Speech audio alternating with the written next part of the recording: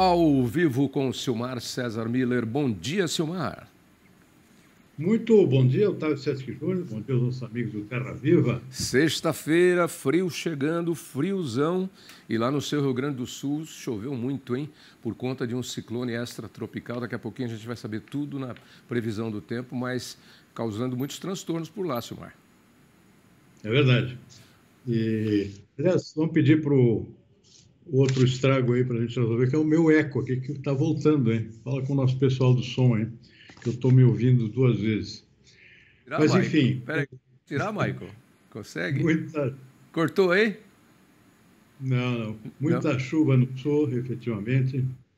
Tá vendo? Eu acho que é o começo do El Niño, né? Está previsto aqui uma mudança climática importante. Nós tivemos 3 anos de Laninha, onde tivemos muita seca no sul, especialmente no meu estado, Rio Grande do Sul, e excesso de chuvas no Nordeste, por exemplo, uma característica do Laninha. Agora vira tudo, inverte tudo, muita chuva prevista para o sul, e aparentemente isso já começou, com esses temporais violentos aqui, um ciclone extratropical, e a tendência depois de diminuição das chuvas no Nordeste, volta aquele período de seca. Portanto, está aí mudanças climáticas em pleno andamento, e isso tudo tem efeito na nossa agricultura, né, Thalinho? Então é bom ficar de olho. Pelo menos lá no Rio Grande do Sul sai de 2 anos de seca, de perdas homéricas na produção de grãos, para uma tendência agora de maior estabilidade, possivelmente uma retomada do crescimento da sua produção de soja, de milho, de trigo, de outras culturas importantes para o nosso país. Seco por lá, na verdade, é bom mesmo que chova um tempo, né? Até reclamar da chuva vai demorar um pouquinho. Como é que caminham as cotações nesta sexta-feira? Tavinha, só tem boas notícias para o produtor brasileiro nesta sexta-feira. Houve uma virada importante de ontem para hoje no mercado de grãos, Tavinha. O preço da soja, do milho e do trigo estão disparando na Bolsa de Chicago, claro, com impacto internamente aqui também. O que está acontecendo, Tavinho? Previsões de seca nos Estados Unidos. Isso não estava no radar até alguns meses atrás, algumas semanas atrás. A situação virou agora, saiu ontem o levantamento do Departamento de Agricultura dos Estados Unidos, mostrando que mais da metade das áreas agrícolas, especialmente de grãos nos Estados Unidos, correm risco de um período prolongado de seca, de falta de chuvas ou chuvas muito irregulares e temperaturas extremamente elevadas. Isso virou totalmente o mercado já no fechamento da Bolsa de ontem. O preço da soja, do milho e do trigo subiram quase 3% ontem e hoje segue tudo na mesma toada. A soja agora há pouco estava subindo 2,9%, 37 pontos acima de ontem, já em cima de um patamar mais alto que foi o de ontem. Milho subindo 2,7%, trigo também 2,8%, trigo ainda com o agravante de que a Rússia não está muito disposta a renovar aquele acordo que permite as exportações de grãos de trigo, particularmente lá na região do Mar Negro, trigo da Ucrânia. Então, são dois fatores se conjugando. Na Bolsa de Nova York, aí a situação é um pouco mais calma, mas o algodão também sobe um pouco, 0,2%, açúcar 0,3% de alta. Na contramão, o café cai 0,6%, o café arábica. Suco laranja também cai um pouquinho, 1,2%. E o boi gordo aqui é outro que está dando sinal de vida também. Eu acho que nós estamos vendo uma virada aqui para o produtor brasileiro, que vem sofrendo muito ultimamente, que é o de soja, de milho, e o nosso pecuarista. O boi também está ensaiando uma virada aqui, principalmente essa coisa começa a mudar totalmente a partir do final de junho. O boi gordo na B3 está subindo hoje, já subiu ontem, 0,3%. E no mercado físico eu também estou vendo aqui que já temos altas também lá onde a banda toca, ou seja, lá na porteira da fazenda. Tem altas aqui, especialmente na região sudeste. São Paulo, particularmente, lá mais para cima a situação é um pouco mais complicada. Mato Grosso, Tocantins, por exemplo, Pará. Mas aqui mais para o sul a situação começa a se inverter.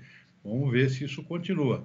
No caso dos grãos, claro, em troca da desgraça do nosso colega produtor americano, mas o Brasil também está precisando de preço melhor, né, Tavinho? Bom, Silmar, é isso aí. Vamos aguardar aí. Tem boas notícias você trouxe aí nesta sexta-feira para o nosso produtor. Bom, vamos aos assuntos do dia, começando pela Ferrovia Norte-Sul, que teve obra iniciada há 36 anos. 36, essas obras do Brasil são um caso sério, né? Eu me lembro daquele tsunami no Japão, né? E na mesma ocasião em que houve aquele tsunami no Japão, nós tivemos o afundamento aqui na Avenida República do Líbano, entre a Ibirapuera e um trechinho para cá. Um trecho aí de uns 200, 300 metros afundou. Eu me lembro que tem um córrego canalizado ali. Eu me lembro que 6 meses depois, a costa do Japão estava totalmente reconstruída. Viadutos, estradas, semáforos, casas, tudo limpo. 6 meses. A obra aqui da República do Líbano demorou 2 anos para ficar pronta. Eu não sei o que acontece com essas obras no Brasil. Mas 36 anos, tudo bem, a estrada é comprida, né? São quanto? 2.000 e quantos quilômetros? 2.000 quilômetros, aí mais um pouquinho, 2.257. Agora, não é para tanto tempo assim, né? E sem contar que no último governo polêmico do presidente Bolsonaro houve uma acelerada no negócio através do ministro Tarcísio, né? Agora vamos inaugurar, é isso. O governo anterior ao do ministro Bolsonaro teve lá por 16 anos, né? E a obra não andava, e não andava, e não andava. O que você me conta disso? Pois é, Davi. Bom, felizmente, pelo menos uma obra agora começa a ser completada. Está faltando aquele tramo ali central, né, a região de Rio Verde, no sudoeste de Goiás, que é o que está sendo inaugurado hoje com a presença do próprio presidente da República. Ou seja, havia pedaços para cima, pedaços para baixo, mas nada no meio. Tá? Faltava ligar uma coisa com a outra. É isso que está acontecendo hoje, finalmente, com a inauguração desse chamado tramo central, lá na região de Rio Verde, sudoeste de Goiás. E aí sim vai ser possível transportar carga ligando um porto no sul do país, no sudeste, no caso aqui, que é o Porto de Santos, até o porto de Itaqui, lá no Maranhão, lá no nortão do país. São 2.257 quilômetros, conectando aqui por ferrovia 5 estados diferentes. Então, é uma boa notícia, finalmente, depois de 30 anos, pelo menos uma ferrovia é completada, tem muitas ainda em andamento, tem obras que nem foram iniciadas, é o caso da Ferrogrão, por exemplo, que está empacada lá no Supremo Tribunal Federal, não foi nem dado ainda início a um reestudo da obra, porque o preço, obviamente, mudou, né? Depois de tanto tempo parado lá, esse processo. Ou seja, quando não é o problema de troca de governo, é um negócio parado na justiça, que está acontecendo com essa chamada Ferrogrão, que é uma ferrovia vital. Porque a produção brasileira não para de crescer, vai continuar crescendo, a produção de grãos. Isso precisa ser levado para algum lugar. E, de preferência, é claro, para um transporte mais barato. Não faz sentido você transportar carga de grãos, por exemplo, de caminhão, por 2.000 quilômetros. É absurdo, isso não existe. O máximo tem que ser 500 quilômetros, como é nos Estados Unidos, inclusive na nossa vizinha Argentina, que é bem mais adiantada em ferrovias e também em hidrovias, que é outra pendência que é fundamental para o agro brasileiro. Então está na hora realmente dessas obras andarem mais rapidamente e serem completadas, o que é mais importante, né, Tavinho? Mas acho que o Brasil tem problema em construir coisas sobre trilhos, né? Porque você deu um histórico aí de algumas ferrovias, essa aí, 36 anos, a Ferrogrão, que está empacada lá por conta do bloqueio de um juiz do Supremo, a pedido de um deputado do PSOL, um deputado do PSOL, que é um partido desse tamanhozinho, e um juiz bloqueiam toda uma obra que é vital. Mas se você for olhar bem, a gente tem problemas, né? Londres, Paris, Nova York, tem metrô desde 1800 e cacetada lá, final de 1890, 80, por aí. O metrô do Brasil não anda em todas as cidades, nenhum deles. Brasília, Recife, São Paulo, que andou mais, empaca também. Esse monotrilho aí que começou a ser construído agora, que agora estão querendo demolir, porque diz que depõe contra a paisagem da cidade, que é uma outra extensão, também anda sobre trilhos. Tudo que anda sobre trilhos no Brasil empaca. Carece de estudo, hein, Silmar? Carece. É impressionante. Foi uma decisão política tomada lá atrás, nos governos militares, né, de apostar em investir em estradas. Você rasgar a estrada país afora, caminhão andando 2.000, 3.000 quilômetros, que é um absurdo total, e se abandonou o projeto ferroviário. Eu me lembro que no meu estado, Rio Grande do Sul, eu andei muito de trem. Tem trem lá de passageiros que ligava todos os pontos do estado, especialmente de oeste ao sul. Porto Alegre até Uruguaiana, você ia de trem, né? E um trem de passageiros bastante confortável. Isso não existe mais. Agora, transporte de carga tentando voltar, mas se abandonou tudo, passageiros e carga, né? E aí se optou por transporte rodoviário, ônibus e caminhão rodando país afora, causando um montão de acidentes, matando um monte de gente, tudo por conta de uma decisão lá atrás, tomada lá no início dos governos militares, de apostar em rasgar a estrada, inclusive na Amazônia, né? Que a gente lembra lá da Transamazônia, que faleceu depois, né? Por falta de uso. Foi impossível vencer a floresta. Eu vinha de trem quando era criança para São Paulo visitar os parentes. Vinha de trem de Marília até aqui, são 500 quilômetros. Vinha de trem, tinha trem-leito, você dormia, tinha um vagão-restaurante, era tudo muito confortável. Não que não precisasse construir estradas, mas é o que você falou. A política de estradas tem que ser como nos Estados Unidos, é para rodar 500 quilômetros o caminhão. Você não pode ter um caminhão saindo com arroz lá de Uruguaiana para levar arroz lá para Manaus, por estrada de rodagem. É um absurdo, são 3.500 quilômetros de distância. Os Estados Unidos também optaram por esse modelo logo depois da Segunda Guerra Mundial, quando aqueles generais foram lá e quando viram as autobahns alemãs, as autopistas, entenderam por que os alemães se movimentavam tão rapidamente com suas tropas pelo interior do país. Era por conta das autopistas que já existiam na Alemanha antes da Segunda Guerra Mundial.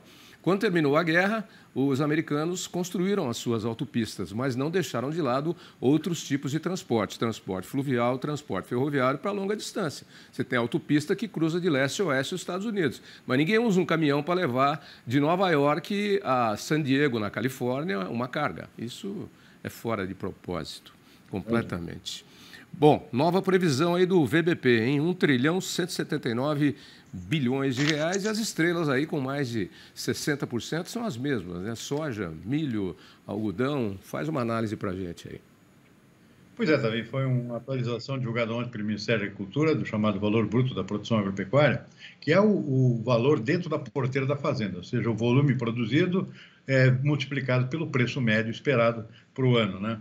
Então, houve uma atualização, isso sai todos os meses, só que é o seguinte, né, também podia ser muito melhor esse resultado. É positivo para o crescimento de volume de produção, nós estamos com safras recordes de soja e milho, por exemplo, mas com preço médio muito mais baixo do que o ano passado. Os preços estão muito baixos, está prejudicando muito o produtor brasileiro. Tem casos aqui de preço abaixo do custo da produção, especialmente nas regiões mais ao norte, né?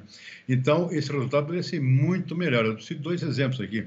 A soja, por exemplo, tem um crescimento do valor da produção de 6,1%, só que o crescimento do volume de produção é mais que o dobro disso em relação ao ano passado. Mesmo caso do milho. Milho também, crescimento previsto aqui de 6,1% no valor, mas poderia ser muito maior por conta do volume, que também aponta para uma safra recorde esse ano. E assim acontece com outros produtos também. No caso da cana, aqui tem um resultado curioso aqui, que raramente acontece, que é o crescimento de 11,4%, crescimento espetacular no valor da produção de cana, porque coincide aqui, coisa rara de acontecer, que o volume está crescendo e o preço também. O preço está bom para a cana, né? E assim como no caso do açúcar e do próprio etanol.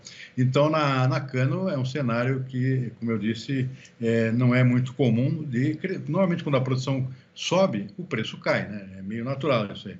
Na cana, não. Esse ano, realmente, tem problemas na safra de outros países concorrentes do Brasil, no caso do açúcar, que é a Índia e a Tailândia, por exemplo, está favorecendo uma alta nos preços internacionais que está beneficiando a cana produzida aqui no Brasil e os seus derivados, mesmo com o Brasil colhendo uma safra maior esse ano de cana-de-açúcar. O outro setor que está indo bem também esse ano, com ampla recuperação, é de laranja. O preço está lá nas alturas, a produção vai crescer em relação ao ano passado. Previsão do Ministério da Agricultura é um crescimento na renda aqui, a renda bruta do produtor de laranja, de 27,2%. Do outro lado, tem os senões, né, Tavinho? Bovinocultura, por exemplo, queda, de novo, pelo segundo ano consecutivo, 7,3%.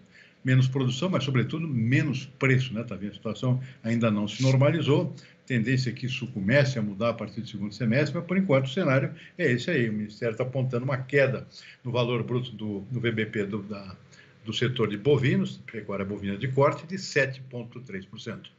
E o preço da carne baixou um pouquinho aí, hein, no mercado para o consumidor, né? É o produto que não está indo para fora, que está ficando e precisa ser consumido? Será que é isso?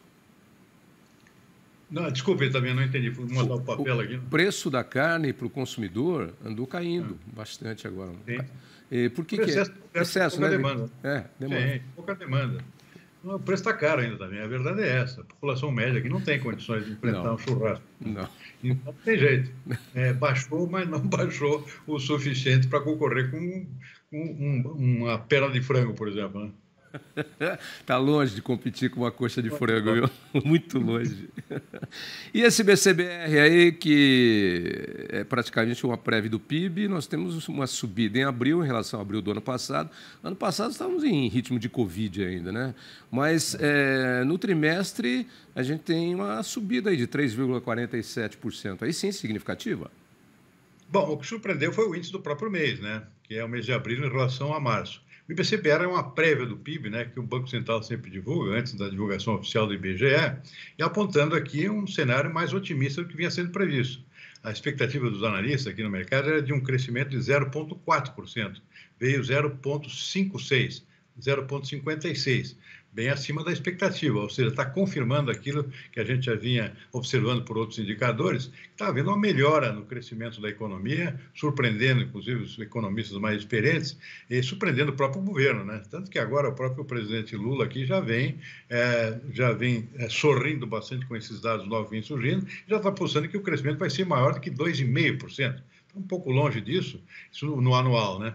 Mas com essas surpresas a cada mês que passa, realmente a perspectiva não está muito longe de acontecer.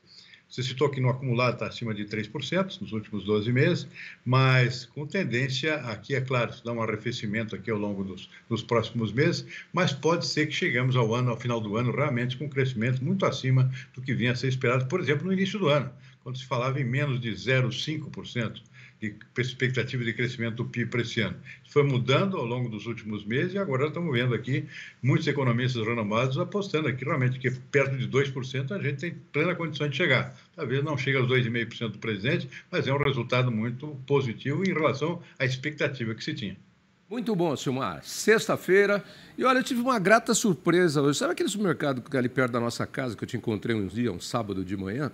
Eu fui lá hoje comprar umas coisinhas, tinha que comprar leite, pão, etc. e tal. Quando eu estou ali na fila do caixa, um senhor que estava passando na minha frente me deu bom dia e falou assim, posso fazer uma pergunta? Eu falei, pô, o senhor é o Tavinho, lá do Terra Viva, do Dia a Dia Rural? Eu falei, sim, sou. Muito prazer, muito obrigado pelas informações que você e Silmar nos passam todos os dias. Ele deve estar aqui em São Paulo fazendo algum trabalho, algum tratamento, tem muitos hospitais daquela região ali, mas ele tem um sítio ali em Guará, na região de Ribeirão Preto.